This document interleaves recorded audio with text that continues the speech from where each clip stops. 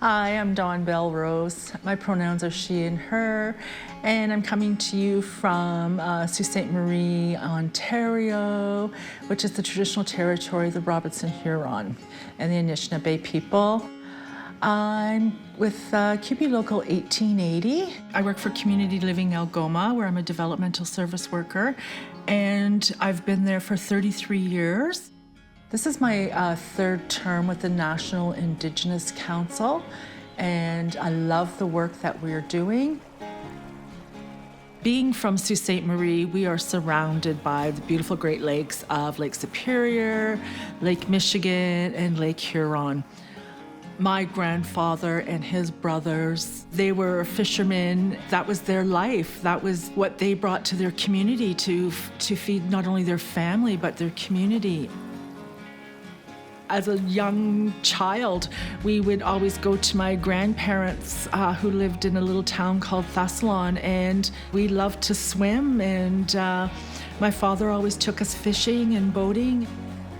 Nothing is more beautiful when I'm out in the bush, whether I'm snowshoeing or just walking with friends, and you come across a little stream or a little waterfall or something. It's just very comforting.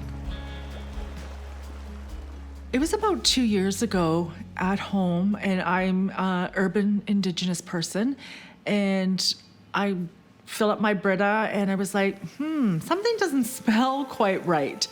And I looked in my Brita, and it was like a light brown color, and I was like, okay, what's going on here?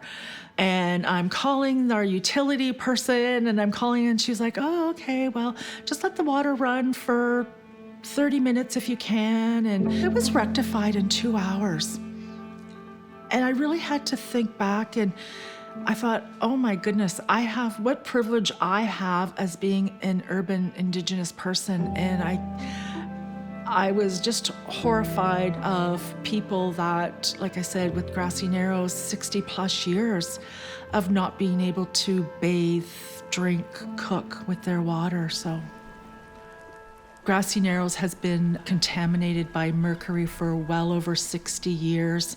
Studies have proven that, the levels are very high, but every government that has been in power always says they're going to help them, and promise after promise has been broken. And I wanted to know, what can I do to help? So just being involved whenever the community came into Toronto, CUPE was wonderful in bringing me in and help support them and be involved in whatever activity and protest that they were doing. So not having clean water is horrific on its own.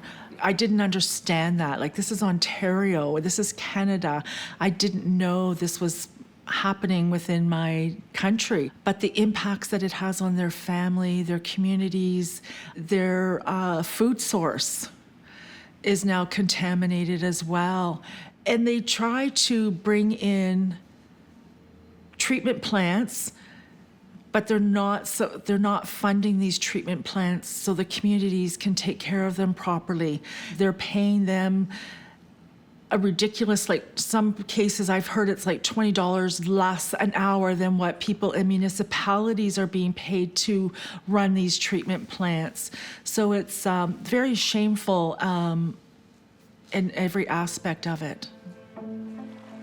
That people profit from the sale of water. When I hear the money that they make is just ridiculous. Water is life, is like the air that you breathe. It cleanses you. It quenches your thirst. It cleans your soul. It feeds you. It's everything. If everybody can just turn on their tap and enjoy a glass of water like I did earlier.